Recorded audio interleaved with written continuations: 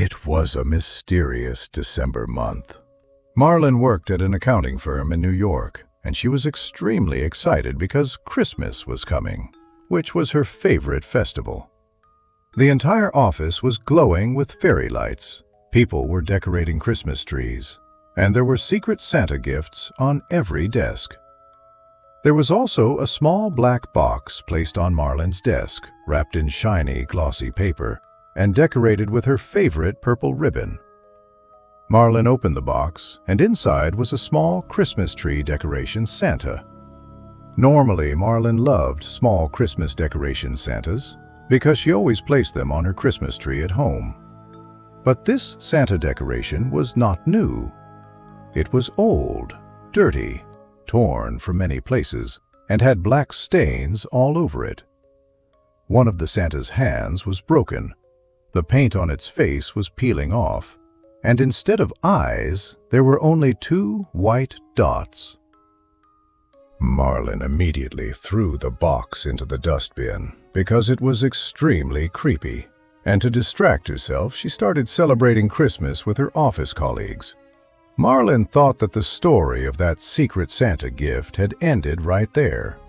But when Marlin went to sleep that night, she suddenly woke up to a strange laughter. When she opened her eyes, she saw that the Santa decoration was right on her bed, but it was now as big as a human. Before Marlin could understand anything, the Santa started choking her with its hands. The white dots of its eyes slowly began to grow larger, and worms started crawling out of them, spreading all over Marlin's body. Then the Santa began laughing loudly and said, "Make sure you open the second gift tomorrow." Suddenly Marlin's eyes opened. She looked around and saw nothing, and it was already morning. Marlin thought she must have seen a very bad dream. That day when Marlin reached the office, there was a second gift on her desk. She opened the box and found a bracelet inside. It was braided with human hair, brown strands, slightly curly and extremely realistic. In the center was a small metal heart, and on the back, a line was scratched into it that read, "I'm right here." As soon as Marlin saw it, she felt nauseous and threw up. One of her colleagues mocked her, saying that someone must be playing a prank on her. Marlin composed herself, gave a fake smile, and started working. But the shade of the brown hair and those curls were disturbing her deeply, because she remembered seeing those hairs somewhere before, like they belonged to someone she knew, but she couldn't recall who. That night, Marlin felt a strange fear. She locked her door from the inside. Then she heard the same Santa Claus laughter from the previous night, and once again it felt as if someone was choking her. She opened her eyes, and there was no one in the room. But she felt something rough on her hand and realized that the same hair and heart bracelet was on her wrist. She immediately removed it, cut it apart, and threw it into the dustbin. At that moment, she heard the same Santa's laughter again, clearly coming from her drawing room. She pulled out her phone to call her friends, but her phone wouldn't turn on.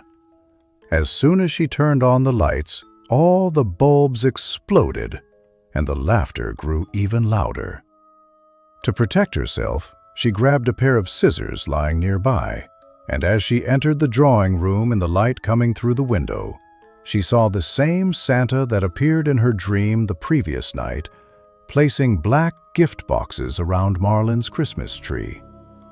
This time, it looked even more terrifying than before.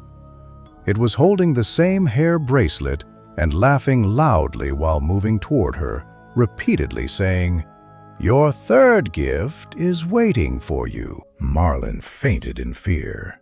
The next morning when she woke up, there were no signs of forced entry in her house, and there was nothing under the Christmas tree. She thought that the prank had affected her mind too much and went to the office. But there, inside her desk drawer, her third gift was waiting for her. There was no wrapping and no ribbon, only a Polaroid photograph.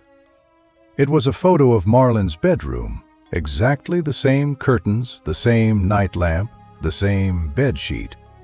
In one corner of the photo, there was a blurry shadow wearing a Santa Claus-like hat. Marlin called office security and HR. The cameras were checked, no one had come near her desk, and no one was seen placing any boxes. People dismissed it as office stress. But Marlin now started seeing that terrifying Santa everywhere, and she could hear its laughter all the time, day or night. Marlin began losing her sanity due to fear. Whenever she got the chance, she checked every staff cubicle and opened office storage. But the gifts didn't stop, and instead of the office, black boxes started appearing at her home. On Christmas Eve night, around 12 a.m., there was a knock on Marlin's door. She nervously picked up a knife and opened the door.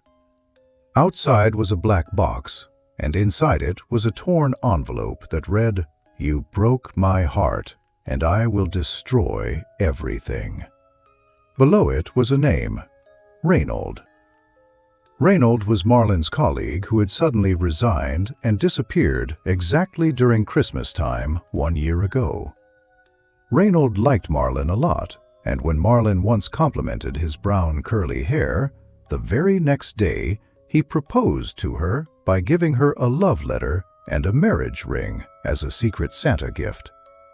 Marlin rejected him directly, and after that day, Reynold never returned to the office. As soon as Marlin read the name, her hands started shaking and her body froze.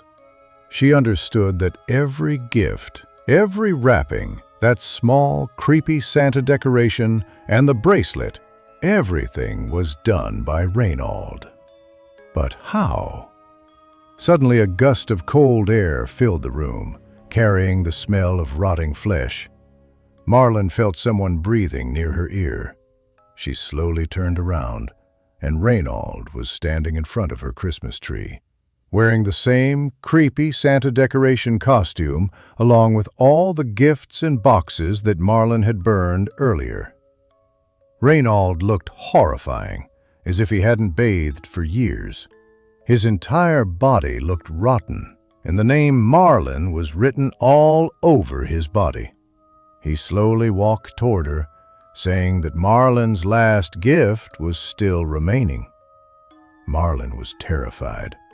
She picked up a vase nearby and hit Reynold on the head, but it passed right through his body.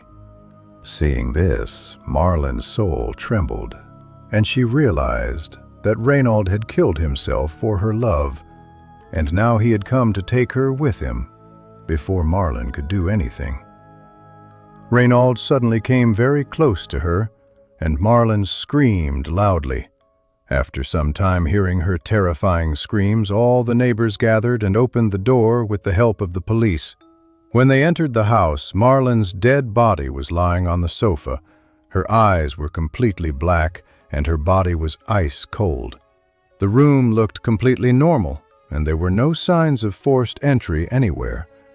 Only in the corner of the living room stood a Christmas tree completely broken, with a small, old, torn, and crushed Santa decoration doll attached to it, smiling.